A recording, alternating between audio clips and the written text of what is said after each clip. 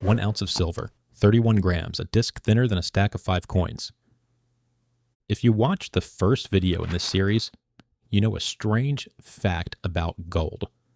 A Roman centurion and a modern U.S. Army captain earn almost exactly the same amount of gold per year, 2,000 years apart, same job, same metal, almost the same number.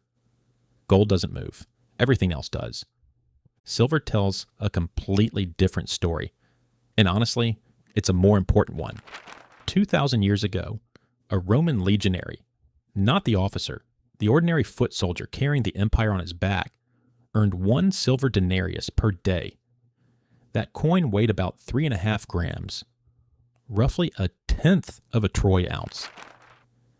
And according to archaeological evidence from Pompeii, it bought him somewhere between 12 and 16 loaves of bread, a jug of wine, a day of life on the frontier. Today, a tenth of a Troy ounce of silver is worth about $8. You can buy 2 loaves of bread with that, maybe 3 if they're on sale. So gold preserved its purchasing power across 2 millennia. 350 loaves then, 350 loaves now. Silver didn't. 12 loaves became 2. That's a 6-fold collapse. Does that mean silver is a worse store of value? No. It means something happened to silver that never happened to gold. Something deliberate, something political. Silver didn't lose its value on its own. It was stripped of its status, demoted by law, removed from the monetary system, by decisions made in government offices, not in markets. The story of how a metal that was money for 5,000 years got fired from the job will tell you more about how power works than any economics textbook. But here's the twist.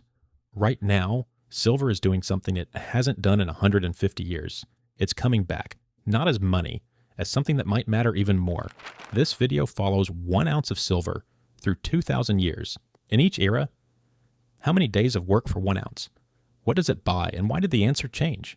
Silver became less monetary but more necessary than when it was money. That paradox is the key to everything happening right now.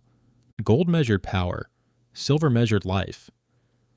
That's the simplest way to draw the line between the two metals for most of human history. Gold was for kings and treasuries. Silver was for everyone else. Soldiers, farmers, merchants, and the millions of ordinary people who kept the economy running. And silver was money first. Around 2,500 years before Christ, Mesopotamian merchants were using weighed pieces of silver as a medium of exchange, a store of value, and a unit of account. The shekel, still used in Israel today, was originally a weight of silver, about 8 grams. Silver functioned as money for over 1,000 years before anyone thought to stamp a face on it. The first actual coins appeared around 630 BC in Lydia, modern-day Turkey. Within a generation, King Croesus created the first bimetallic system, gold coins for large transactions, silver for daily life. In Athens, the silver drachma paid the soldiers who defeated Persia and funded the golden age of Greek philosophy. 1 drachma equaled 1 day's wage for a hoplite infantryman. Silver bought democracy its army. Then came Rome, and the denarius. The Roman denarius is the most important silver coin ever struck. Introduced around 211 BC, it became the backbone of an economy that spanned 3 continents. Under Emperor Augustus, a legionary earned 225 denarii per year. Each coin weighed roughly 3.5 grams of silver, about a tenth of a Troy ounce. That works out to about 9 ounces of pure silver per year. For that, he marched, fought, and bled at the frontier of the known world. Let's measure it. A legionary's 1 ounce, about 10 denarii, bought roughly 120 to 160 loaves of bread, a month of basic survival for a small family. A tunic cost around 60 denarii, a cow, 100 to 200. Silver wasn't wealth. Silver was survival. A centurion, the officer commanding 80 men, earned between 450 and 1,800 ounces of silver per year. Remember those numbers. We'll come back to them, and that ratio, 1 ounce buys roughly a month of bread, is our measuring stick. We're going to carry it through every era. And then Rome did what Rome always does to its money. It debased it. Under Augustus, the denarius was 95% pure silver. Under Nero, 80. By 200 AD, 60. By 300 AD, 5. According to Pompey records and Diocletian's price edict of 301, 1 denarius went from buying 16 loaves to buying one. 94% loss in about 2 centuries. Not because silver changed, because the government diluted it. Inflation isn't a modern invention. Gold suffered the same debasement of trust, but silver suffered it first and harder, because silver was the coin in people's hands, the one they used every day, the one they noticed was getting lighter. After Rome fell, gold disappeared from daily circulation. Silver kept working. Around 755 AD, Charlemagne reformed Western Europe's money around the silver penny. That system dominated for nearly 1,000 years. The British pound sterling, originally a pound weight of silver pennies, 240 of them. Let's measure it. In 13th century England, a skilled stonemason earned 3 to 4 pence per day. 1 ounce of silver was worth about 20 pence, 5 to 7 working days. For that ounce, a sack of grain, several chickens, a week's food for his family, more days of work than in Rome, because after the empire collapsed, circulating silver was scarcer, but 1 ounce still bought the same thing, basic life. When the world contracted, gold retreated into vaults and crowns. Silver kept circulating. That's the difference between a display piece and a tool. Gold is the portrait above the fireplace. Silver is the knife in the kitchen, and silver's greatest chapter was still ahead. In 1545, Spanish explorers found a mountain in what is now Bolivia. Cerro Rico, the rich mountain, above the city of Potosí. It would become the most productive silver mine in history. Together with the mines of Zacatecas in Mexico, it would pour tens of thousands of tons of silver into the world economy across 3 centuries. To put that in perspective, the city of Potosí, perched 4,000 meters above sea level, briefly became one of the largest cities in the world, larger than London or Paris at the time, all because of silver. This silver changed the world, not metaphorically, literally. The Spanish minted it into the real de ocho, the piece of 8, about 27.5 grams at 93% purity. This coin did something no currency had done before. It went everywhere. London, Amsterdam, Cairo, Manila, Canton, China, the world's largest economy, would accept only silver for silk, porcelain, and tea. Manila galleons carried Mexican silver across the Pacific. This was the first true globalization, and silver was its bloodstream. The word dollar comes from this era. The Bohemian thaler, the Spanish dollar, the American dollar, all descendants of the same coin. The dollar sign likely derives from the pillars of Hercules on Spanish reals. The yuan, the yen, the peso, all trace back to the piece of 8. For 300 years, silver was the world's reserve currency, not gold, silver. Let's measure it. Flooding Europe with silver pushed prices up 4 to 6 times over the 16th and 17th centuries. The price revolution, an ounce bought less than before. But it still bought something concrete. A few days of food, a basic garment, a worker's daily wage. Silver lost purchasing power, but it didn't stop being money. There was always enough of it to run daily commerce in a way gold, too scarce, never could. And then came the era that killed it. The 19th century was a slow-motion execution for silver. It didn't happen in one blow.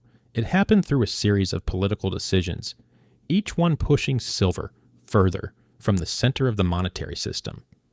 Isaac Newton, the same Newton from the gold video, set the stage in 1717 when he fixed the gold to silver exchange rate in England at a level that effectively overvalued gold. Silver drained out of British circulation. By the end of the 18th century, Britain was on a de facto gold standard.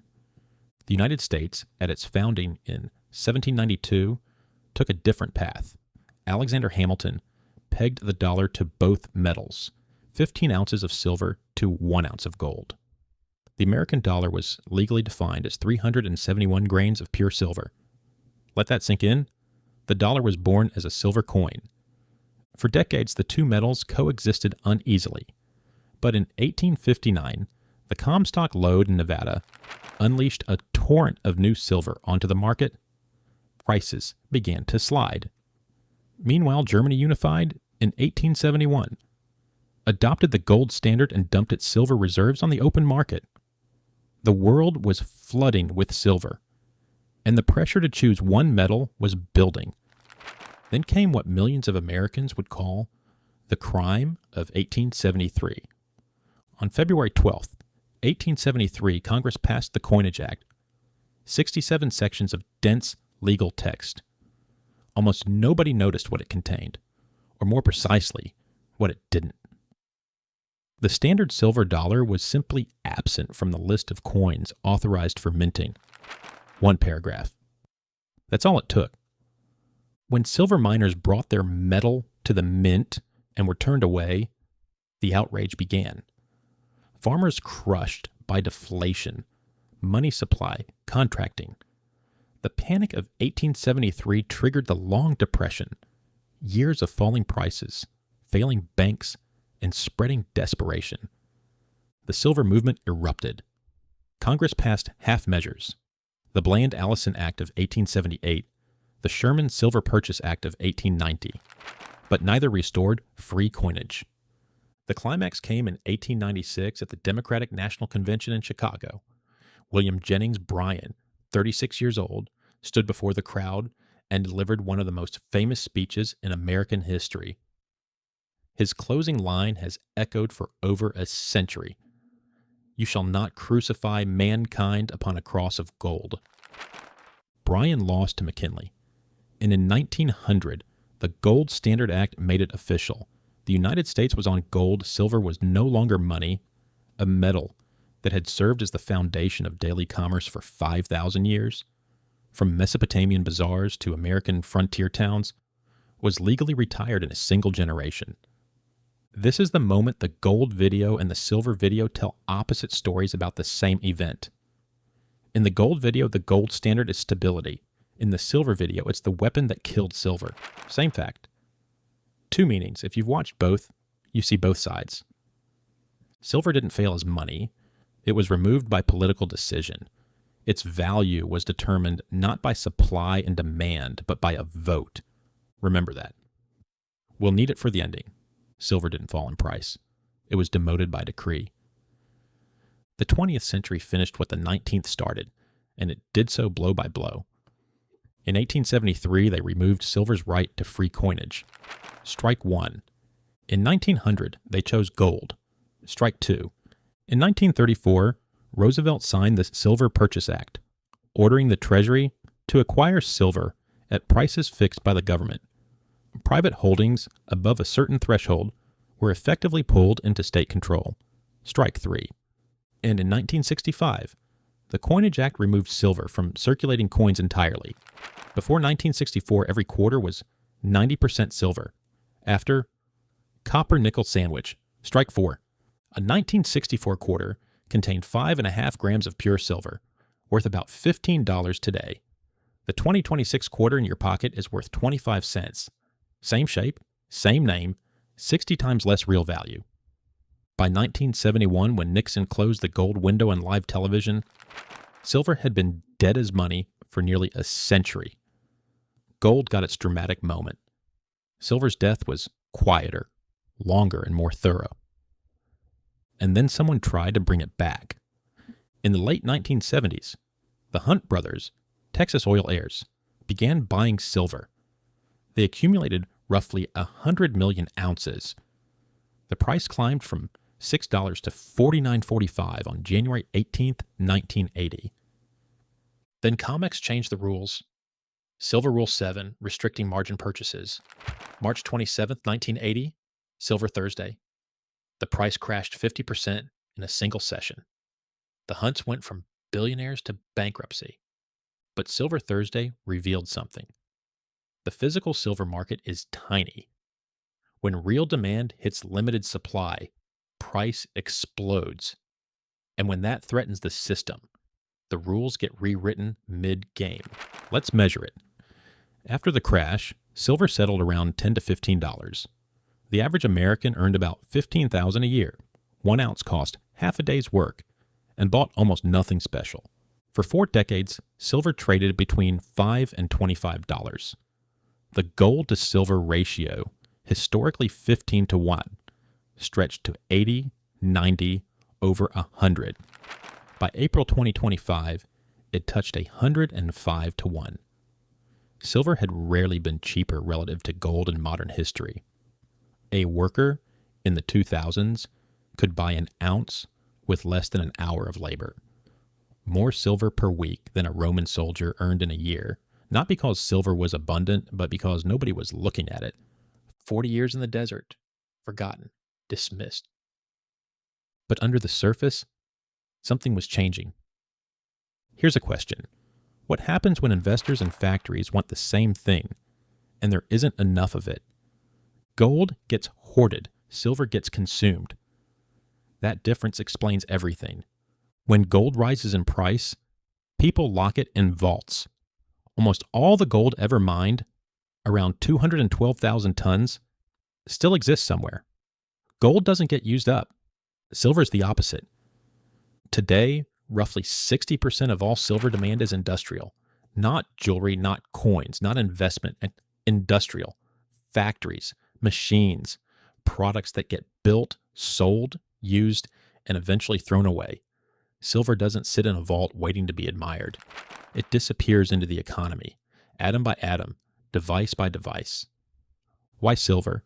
It has the highest electrical conductivity of any element, the highest thermal conductivity, the highest optical reflectivity. It's antibacterial. In most applications where it's used, replacing it means lower performance, higher cost, or both. Solar panels.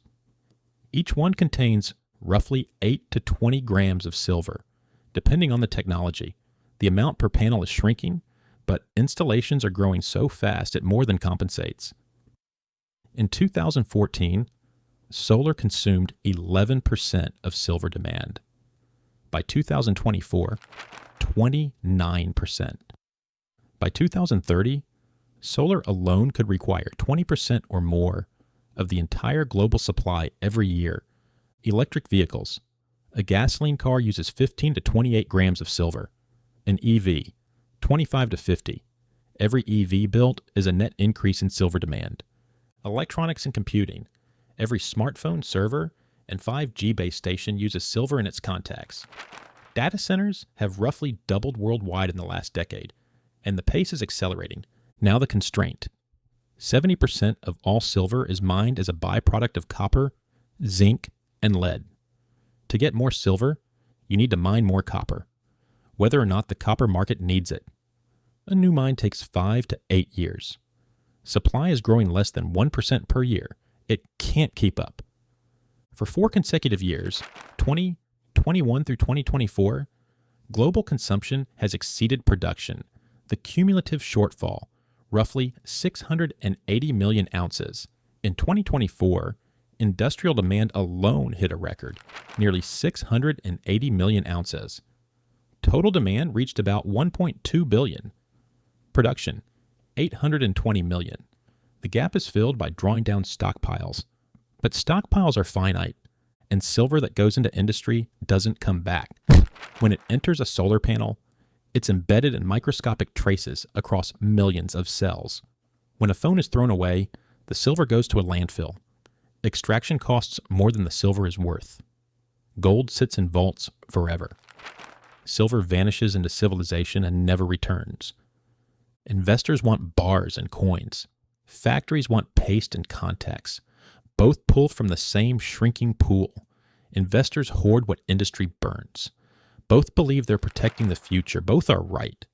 Gold gets expensive. People hide it. Silver gets expensive. Factories burn through it anyway because you can't build a solar panel with gold. You can't wire an electric motor with platinum. Silver isn't precious because it's rare and pretty. It's precious because the 21st century runs on it. Now let's bring back the measuring stick and see what it shows in the present day. In February 2026, silver trades around $80 per ounce after an all-time high near $122 in late January. Gold is around $5,000. The gold to silver ratio sits in the low to mid-60s, down from over 100 a year ago. In 2025, gold gained roughly 64%. Silver gained about 147%, more than double. Let's measure it. A U.S. Army captain earns total compensation of roughly $92,000 to $130,000 in 2026.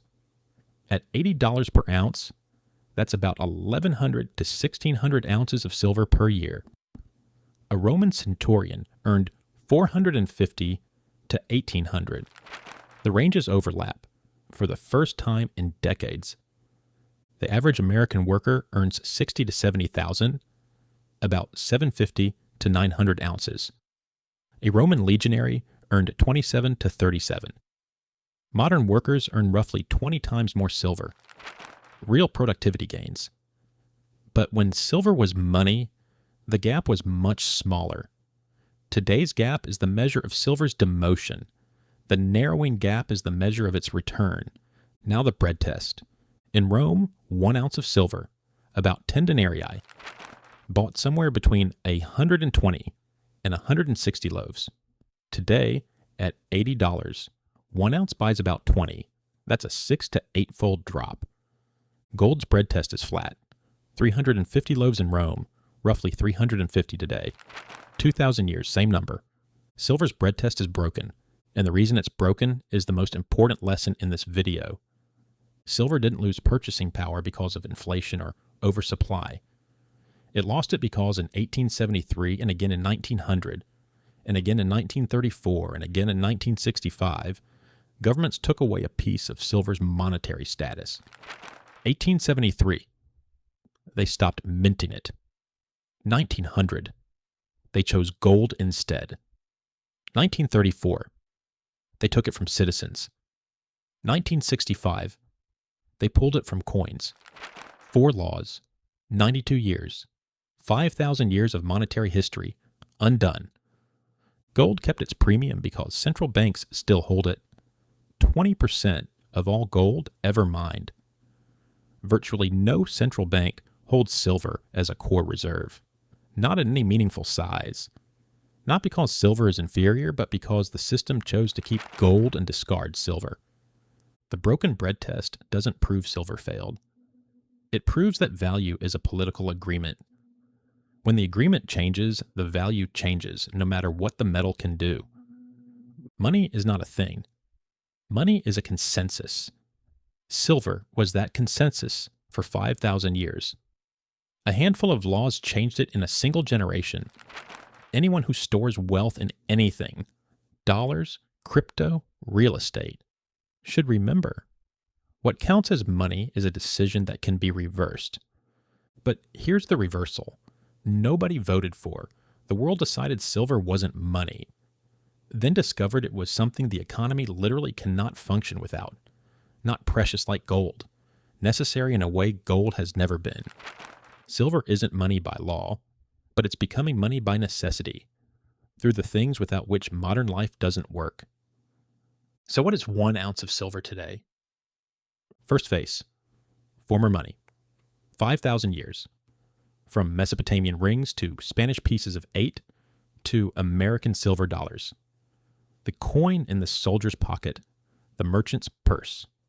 It financed wars, built empires, created the first global economy, stripped of that role over 92 years and 4 laws.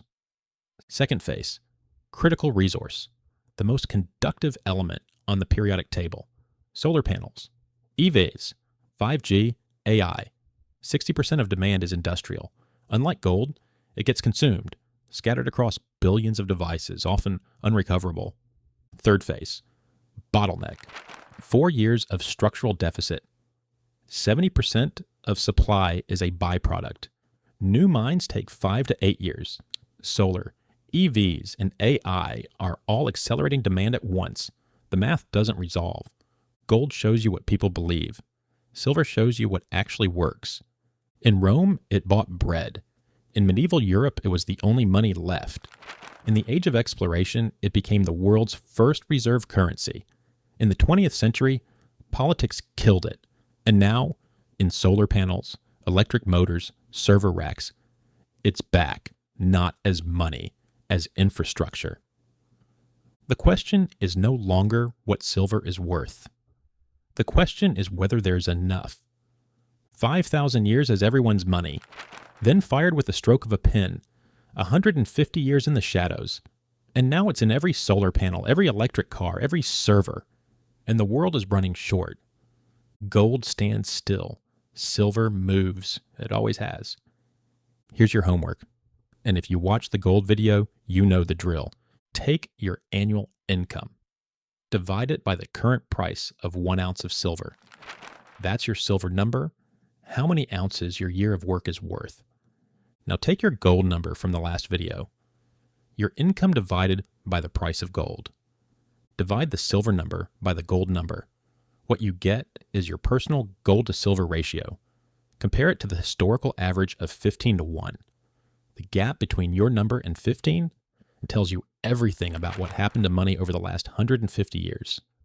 It's a number no one taught you in school, but it explains more than most of what they did teach you. Drop both numbers in the comments.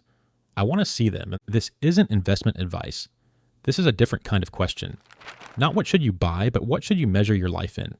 And who gets to decide? I'll see you in the next one.